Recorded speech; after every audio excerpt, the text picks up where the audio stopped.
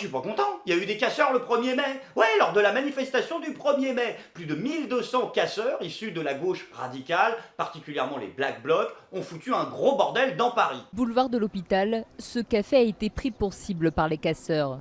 Ses vitrines sont taguées, marquées par les impacts de projectiles. Et pourtant, sa propriétaire, prévenue par les autorités, avait baissé le rideau dès 14 h pour éviter ce type de dégradation. Nous avons 10 vitres de toute la longueur qui sont cassées, qui sont brisées. Il y avait du bris de glace vraiment partout. Ça arrivait jusqu'aux banquettes, voilà, jusqu'aux consoles. Voilà, donc un grand nettoyage. En face, rue de Bercy, c'est cette concession qui a été totalement saccagée. La vitrine est pulvérisée, les véhicules dégradés. Selon un employé, les dégâts sont estimés à 2 millions d'euros. Une boutique de vêtements a aussi été touchée. J'habite ce quartier depuis 45 ans et je suis atterrée de voir que l'on peut disposer du matériel urbain, qu'on peut faire ce que l'on veut et que l'on peut détruire pour le plaisir. C'est un peu catastrophique parce que je pense que ça nuit à tout le monde et notamment aux manifestations. Les services de nettoyage s'activent, une trentaine d'agents et une douzaine de véhicules sont déployés. Bon après rassurez-vous, à la fin l'histoire finit bien. Mamadou avec son petit gilet fluo et son balai est allé nettoyer les conneries de Jean Antifa. Jean Antifa, ça fait Jean Antifa, voilà. Mais il n'est pas très gentil. Mais heureusement il est là pour aller après condamner le racisme systématique. Ou systémique, ça dépend, une fois sur deux ils oublient. Qui fait que des blancs privilégiés vont aller oppresser les minorités réduites à des boulots de merde. Mais non, attention, main dans la main, on continue à manifester contre le racisme. Du côté de la classe politique, tout le monde est à peu près unanime pour dénoncer ces actes, à 2 exceptions près. Philippe Poutou qui lui a assumé et donc porté ses couilles, et Jean-Luc Mélenchon qui est allé encore plus loin et a eu le courage de dénoncer. Insupportable violence contre la manifestation du 1er mai, sans doute des bandes d'extrême droite. Putain, mais non, mais mon Jean-Luc, mais qu'est-ce qui t'arrive? Il y avait des banderoles antifa en 4x3 absolument partout, les mecs disaient leur slogan, il n'y a pas un journaliste, il n'y a pas un observateur, il n'y a pas le militant le plus partial de chez partial, puis à une exception près, qui a osé dire que c'était autre chose que des casseurs d'extrême gauche. Donc à un moment, reviens sur terre, Jean-Luc, on n'est pas si mal. Leur slogan, leur tenue noire et leur mode d'action ne laissent guère de doute. Ce sont vraisemblablement des casseurs et sympathisants d'ultra-gauche qui ont commis les violences d'hier après-midi. Multipliant les tags et inscriptions anarchistes sur leur passage, se revendiquant comme des Black Blocs sur des banderoles, ils s'en sont pris à ce qui symbolise le capitalisme selon eux, notamment un McDonald's et des enseignes Renault et Mercedes. Quant à l'éventuelle présence parmi eux de militants d'extrême droite, le préfet de police Michel Delpech n'y croit pas. Michel Delpech? Ah ouais, c'est vrai que après, on peut comprendre les gens qui ont un doute sur la crédibilité du truc. Mais bon, on va faire avec. Écoutez, moi je sonde pas les âmes et les cœurs. Sans doute des gens sont déjà connus de nos services. J'ai pas le sentiment que des militants d'ultra-droite seraient bienvenus dans un cortège de 14 500 personnes qui se réclament plutôt de l'ultra-gauche. Donc bien sûr, Jean-Luc Mélenchon a depuis corrigé le tir, parce que tout le monde se foutait de sa gueule, ses propres militants sur Twitter, et qui étaient retweetés en masse, donc il en a eu plein le fion, et il est allé s'expliquer. Des gens qui empêchent une manif du 1er mai d'avoir lieu, c'est des fachos. C'est des fachos. Putain. Le logiciel d'analyse politique, Jean-Luc. Magie. T'es sous Windows 3.1 là, faut faire un truc. Je veux dire, c'est pas possible. J'ai vu qu'il y avait des gens, ils avaient cassé, et ceux qui cassent, ils sont méchants, mais vu que ceux qui sont les plus méchants, c'est les nazis, et que les nazis, c'est ceux qui sont pas moi, du coup, c'est les nazis, donc c'est l'extrême droite. Non, mais qu'est-ce que te... Oh là là. Tout le monde se fout de ta gueule, mon Jean-Luc, c'est dingue. Je sens que l'explication va être pire que la bourde de départ. Alors évidemment, quand je suis arrivé, j'ai bien vu qu'il s'agissait d'autre chose. Mais cette autre chose, je veux le condamner et l'expliquer. Cette autre chose, c'est ce qu'il répète tout le temps en fait. C'est pour ne pas dire militant d'extrême gauche, même casseur d'extrême gauche, ou même antifa, ou black bloc. Non. Ne perdons pas une seule voie possible. Ne prenons pas le risque d'avoir un adhérent qui s'éloigne. Surtout pas, ne pas vexer les sensibilités de son propre camp. Je sens qu'on va avoir droit à une démonstration de courage politique. Parce que c'est mon rôle de le faire, d'expliquer aux plus jeunes qui peuvent se laisser embarquer là-dedans. Ceci n'est pas une activité révolutionnaire. Personne ne peut croire qu'en cassant une vitrine de McDo, on fait une activité révolutionnaire. Si, là en l'occurrence, il y a 1200 personnes qui pensaient qu'on faisait un acte révolutionnaire en cassant une vitrine de McDonald's. Donc tu vois, il y en a qui le pensent. L'activité révolutionnaire, ça consiste à rendre conscient, organiser, discipliner des millions de gens qui comprennent quels sont les enjeux du moment politique. Ouais, alors attends, non, là aussi, c'est pas pour contredire. Organiser et discipliner des millions de gens pour qu'ils prennent conscience des enjeux politiques, tels qu'on les analyse. Hein. Donc ça, c'est quand même pas très loin de la définition du fascisme. Tu sais, la notion sur laquelle tu étais un peu léger tout à l'heure.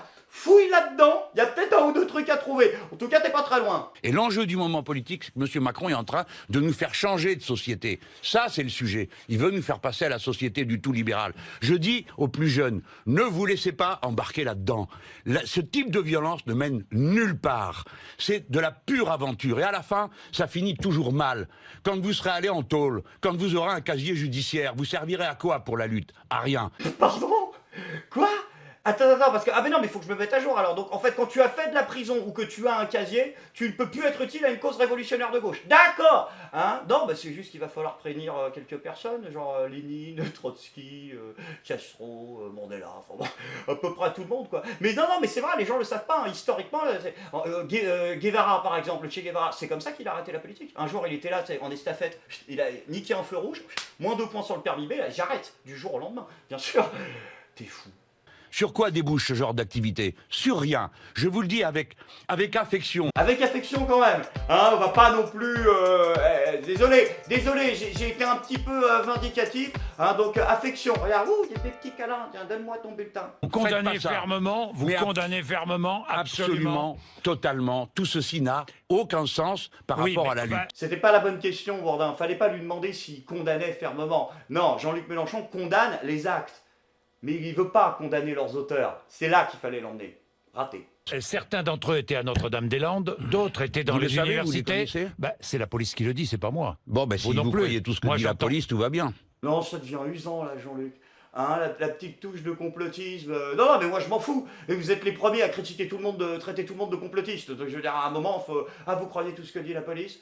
Non, mais quand c'est des rapports de police, hein, en général...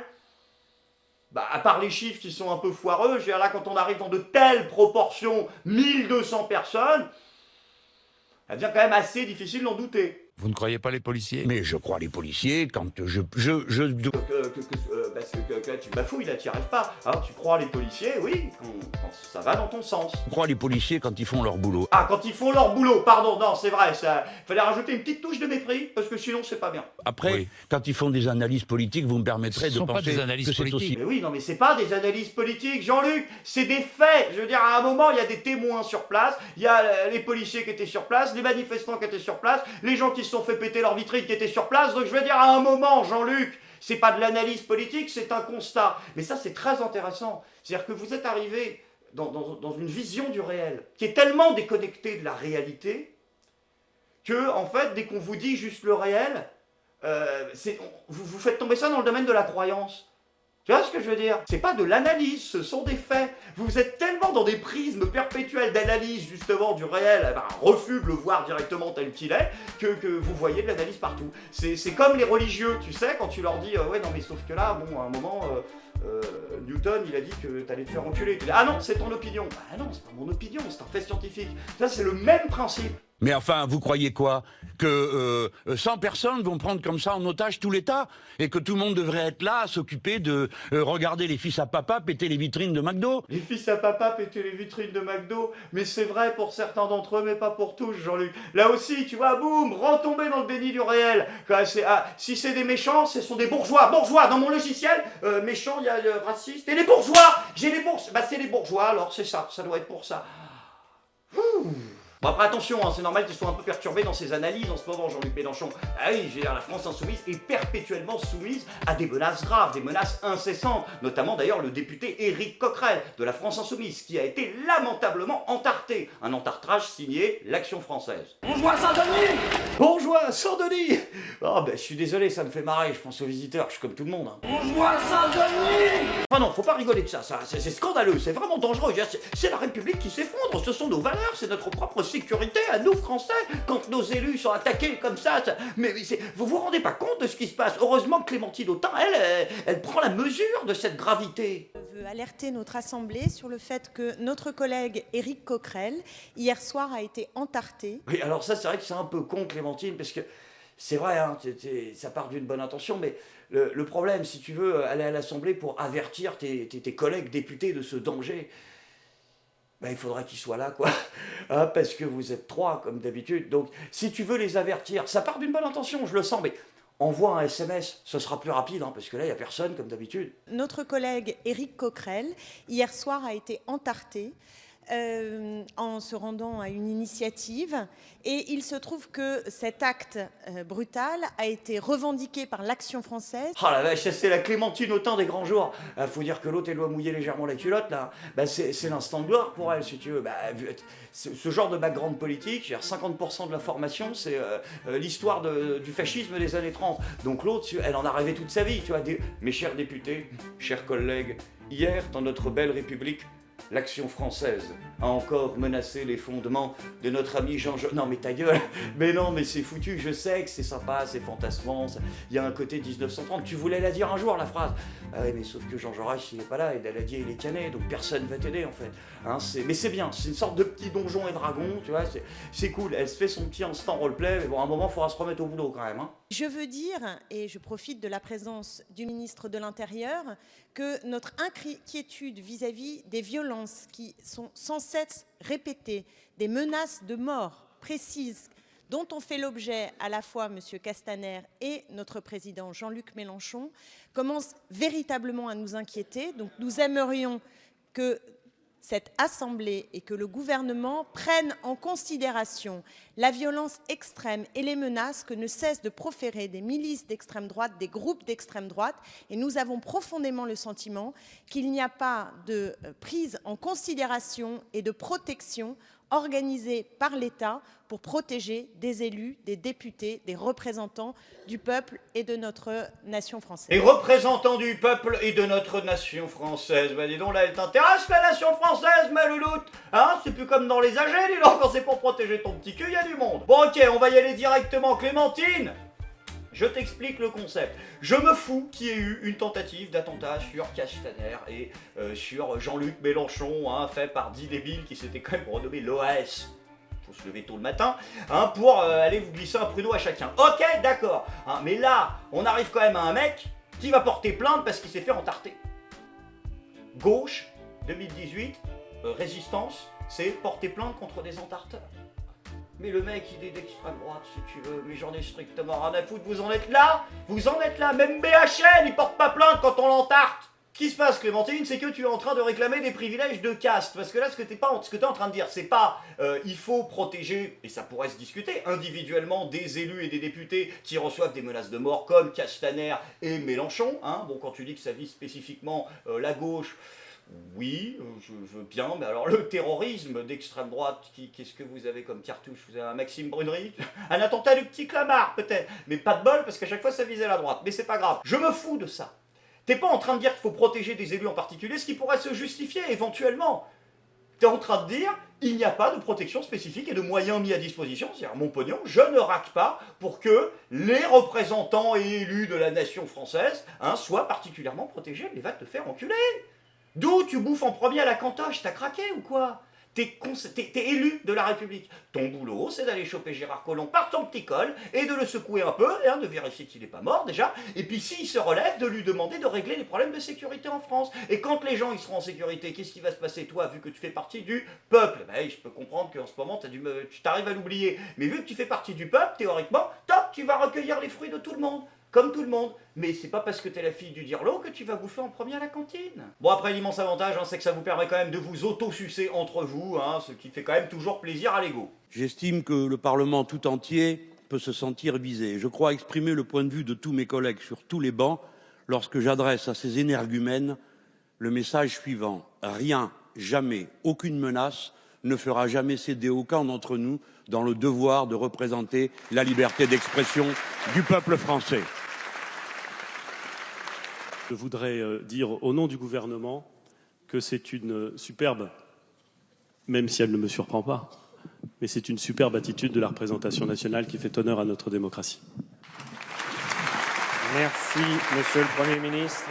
Ça, c'est la spéciale Jean-Luc Mélenchon, c'est quand il a besoin de se rappeler qu'il est un grand homme, tu sais, qu'il veut se faire applaudir comme Jaurès à l'Assemblée. Donc il dit un truc que tout le monde est content, comme ça il se prend sa petite dose de « Oh, merci, monsieur Hugo », machin, enfin bon, le mec il part en couille, et il se rassoit après. Mais ça lui arrive assez fréquemment. Le gouvernement ne doit plus ménager Le Pen. C'est le bon tweet ou Ah oui, c'est le bon tweet, d'accord, parce que je voyais pas le rapport. Il doit réprimer les terroristes d'extrême droite qui préparent des assassinats d'élus et attaquent les étudiants dans leur fac. Ouais, et ça... T'as oublié, il mange les enfants aussi. Mais... Ah ben non, il y a 140 caractères, je suis con. Jean-Luc, putain.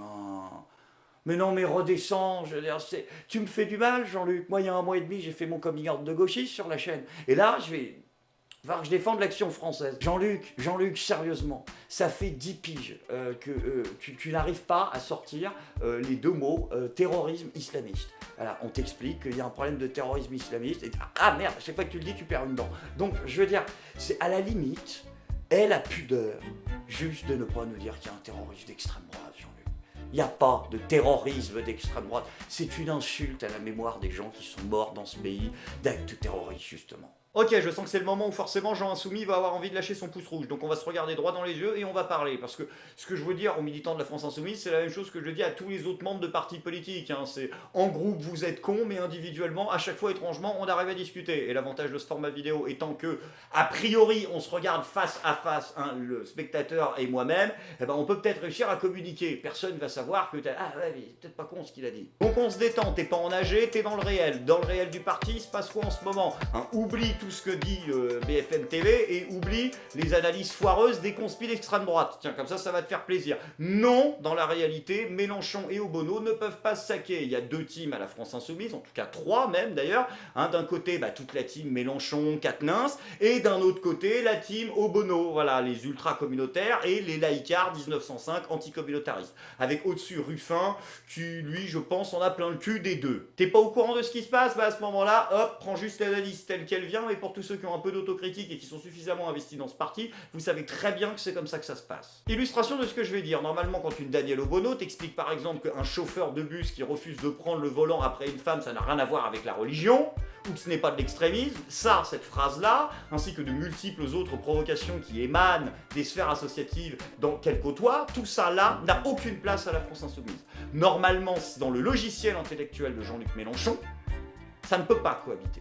Tu ne peux pas faire cohabiter 1905, Grand Orient de France, hop, à l'ordre comme tout le monde, la République, Marianne et les religions dans ton cul. Ça n'a aucune place là-dedans. Jean-Luc Mélenchon, cette complaisance qu'il a vis-à-vis de propos qui sont tenus et qui choquent la moitié de la France Insoumise, Jean Insoumis, tu le sais très bien. Cette complaisance qu'il a, elle est uniquement électorale, parce que tu sais très bien qu'à l'intérieur c'est en train de péter et qu'il a envie de se brouiller avec le moins de monde possible. Alors je sais que la critique de ceux qui veulent pas voir le réel va être de dire « Ah, tu as une analyse d'extrême droite. Ah oui, je ne veux pas faire mon autocritique. » Moi je suis persuadé que, en dépit du fait que je suis rentré dans mes luches, il y a beaucoup de gens qui me suivent qui sont capables d'autocritique, parce qu'on arrive à être dans ce rapport individuel, on essaie de le construire en collectif, et je pense que ça va pas trop rager. Mais en tout cas, c'est pas parce que je vous aime bien, et que d'ailleurs j'ai toujours été bien reçu par les gens de la FI, que je vais pas vous rentrer dans le museau quand votre leader fait de la merde. Et 3e point, quel est le rapport avec Le Pen? Mais quel est le rapport avec Le Pen, Jean-Luc? Je la défends pas, la mère Marine. Mais il y a un moment, qu'est-ce qui t'arrive? Le mec de l'Action française, il était à un meeting du Front National. Wow, ben c'est normal. Pour la même raison qu'il y a des gens, des antifas qui votent pour toi, par exemple, alors que tu n'es pas leur offre politique particulièrement. Vous essayez de les virer des meetings, comme Marine Le Pen essaye de virer tout ce qui est trop groupuscule d'extrême droite de ses meetings, qu'elle ne peut pas empêcher les gens individuellement de venir, comme toi tu ne peux pas empêcher des gens qui, naturellement, font partie de groupes violents, mais viennent quand même à titre individuel te suivre dans tes meetings, tu ne peux pas les empêcher d'être là. Lui, c'est pareil. Tu crois vraiment que le programme politique de l'Action française, c'est le programme de Marine Le Pen, surtout aujourd'hui, là? Tu penses vraiment, sincèrement? Non, c'est encore une fois, c'est comme pour les mecs très à gauche, ils vont voter pour toi par dépit, voilà, parce que y a que ça ou Poutou dans leur offre politique valable, mais ils disent quand même qu'ils ont un minimum d'illusions qu'ils pourront prendre le pouvoir par les urnes en étant un mouvement d'extrême gauche dans leur vie, donc ils se disent on va miser sur le bon cheval. Mais il y en a partout, voilà, c'est comme ça. Qu'est-ce qui t'arrive, Jean-Luc, pour manquer de lucidité politique à ce point-là? Le coup du Front National qui est une menace fasciste, c'est une escroquerie. C'était déjà une escroquerie à l'époque où le FN était bien vénère, donc ça l'est encore plus aujourd'hui. Je veux dire, il l'a dit, Jospin, que le jeu était truqué. Pendant toutes les années du mitterrandisme, nous n'avons jamais été face à une menace fasciste. Et donc, tout antifascisme n'était que du théâtre. Nous avons été face à un parti, le Front National, qui était un parti d'extrême droite, un parti populiste aussi à sa façon, mais nous n'avons jamais été dans une situation de menace fasciste et même pas face à un parti fasciste. Je veux dire, qu'est-ce qui se passe, Jean-Luc? À quel point tu peux manquer de lucidité politique à ce point-là? Le mec arrive à avoir des brillantes idées, mais alors par contre, la lecture politique, des rapports de force politique dans ce pays, le mec, c'est un mélange entre le pire de la gauche des années 80 et Jean Jaurès. Tu vois, le mec, il s'est arrêté 1930 et il a rajouté le pire du mitterrandisme. Je veux dire, c'est atroce, faut upgrade le logiciel un minimum, fait quelque chose. Non mais à mon avis, il y a eu un truc, c'est pas possible, ça lui ressemble pas d'être à ce point-là dans les fraises. Je veux dire, qu'est-ce qui se passe, hein? Qu'est-ce que t'oses pas nous dire, Jean-Luc? Qu'est-ce que t'as fait encore? Hein, c'est la drogue, c'est ça? Ben oui, c'est la drogue. Hein, c'est le petit Quaterman, le Roukmout, là. Il t'a fait fumer un... Ben voilà. Ben on t'a dit d'arrêter de faire le jeune. On le sait, Jean-Luc, que c'est les champis. Tu l'as dit sur Twitter. Le président Champignon veut nous faire moisir. Il hallucine. Oh, putain. Signé, ouais, les punks à chat. Pourquoi ça arrête en si bon chemin? Non, mais là, qu'est-ce qui se passe? Jean-Luc, t'essaies de me piquer mon boulot ou quoi? Après, c'est vrai qu'il a raison, Jean-Luc Mélenchon. Il y a tout un terrorisme dont on ne parle pas. Le terrorisme de l'extrême droite, oui, le terrorisme des vieux. Hein? Ah, vous n'êtes pas au courant? Ah si, les vieux, mais ils sont terroristes, les vieux, maintenant. Ça y est, ouais, ils se font chier. Donc, ils ont toutes les chaînes. Donc, ils ont un truc du Moyen-Orient débile. Ils sont allés dedans. Ils sont devenus terroristes. Là, il y a un vieux, ouais, dans les Vosges, 61 ans. Vous savez ce qu'il a fait? Vous savez, mais ça me dégoûte rien que d'y penser.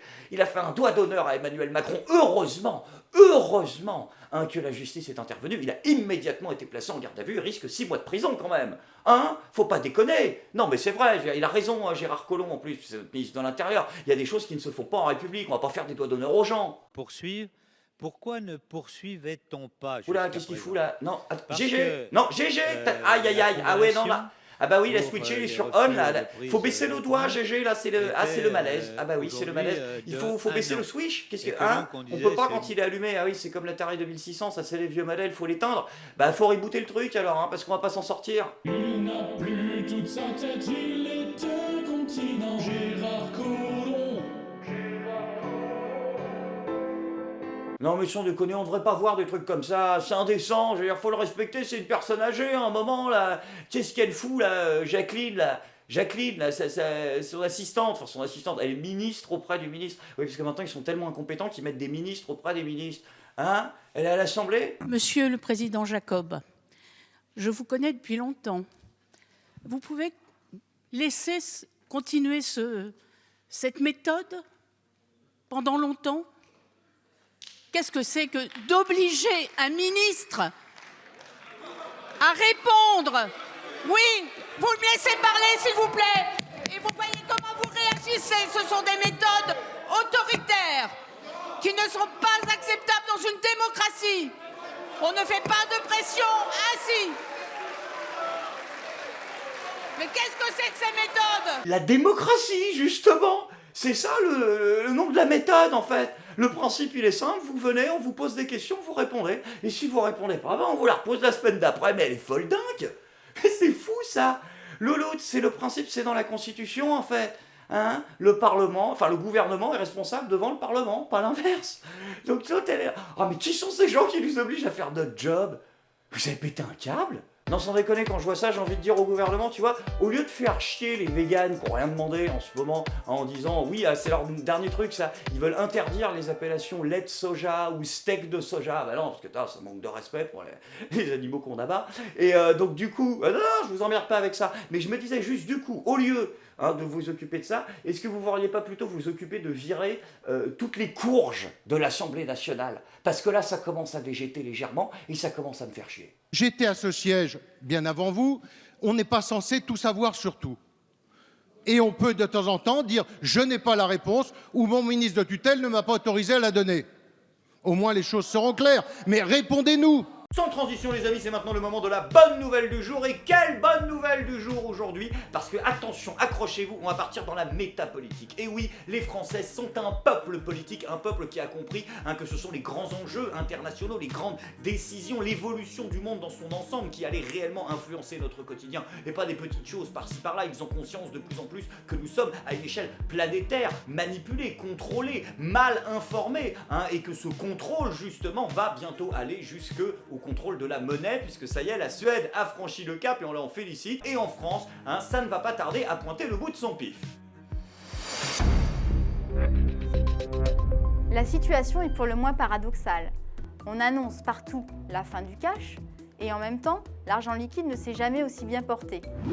Un rapport mondial sur les paiements de Capgemini et BNP Paribas indique ainsi que la part des flux de billets rapportés au PNB a progressé de près de 4% aussi bien aux États-Unis qu'en Europe. Par ailleurs, en France, près d'un paiement sur deux est encore réalisé en cash. Comment expliquer ce paradoxe ? D'abord, plusieurs mouvements de fonds annoncent bel et bien le recul du cash. Il a mauvaise réputation auprès des autorités. En effet, il est anonyme, intraçable, donc propice aux activités criminelles, voire terroristes. T'as vu, ils emploient terroristes, tu finances les terroristes. C'est la première pierre à l'édifice, là c'est les Échos qui fait le travail. Tu vois, le but de ça, c'est d'arriver dans 10 piges à... Quoi ? T'as acheté ton kebab avec un billet ? T'as financé Daesh. Voilà, on va essayer d'arriver à ça, à te montrer que tu finances l'État islamique parce que tu payes en cash en fait. On va arriver à pousser les gens à ça. Mais c'est bien de présenter en avance le projet. Mais rassurez-vous les amis, il y a parmi nos hommes politiques des individus courageux qui ont compris depuis longtemps cette mascarade, cette obligation d'être les enfants dociles des banques, ce contrôle absolu qui passe par la puce de notre carte bancaire. Eux, ils savent qu'il faut lutter contre la disparition du cash et que cela se fait dans les gestes du quotidien. Et je veux bien sûr parler d'un grand homme politique français, Monsieur Claude Guéant. Il est habitué au cash, lui, avec les valises à Kadhafi. Enfin bon, bref, mais quoi qu'il arrive, lui, il a compris. Tenez-vous bien, pour vous dire à quel point ça va loin. Et le mec ne l'a dit à personne. C'est-à-dire que le gars a la décence et la pudeur, là on est loin de la démagogie, de souffrir en silence. Claude Guéant aurait retiré de son compte bancaire ces 10 dernières années 800 €, putain, vous vous rendez compte? 800 balles, le mec, pour ne pas alimenter les banques, il s'est mis dans la merde. Mais tu manges même pas tous les jours à ce prix-là. Mais quand je pense que tu vois les branques qu'on se tape alors qu'il y a des gens comme Claude Guéant qui sont à 2 doigts de faire une grève de la faim pour lutter contre la dictature de Rothschild. Alors, quand même, si, c'est pour ça qu'il l'a fait, non? Il n'y a pas de... Nous ne voyons pas d'autres explications. Ouais, j'ai tenté, je fais ce que je peux, j'essaie. Vous me dites, t'es trop négatif, il faut en trouver un bien. Alors, j'essaye. Je suis pas content.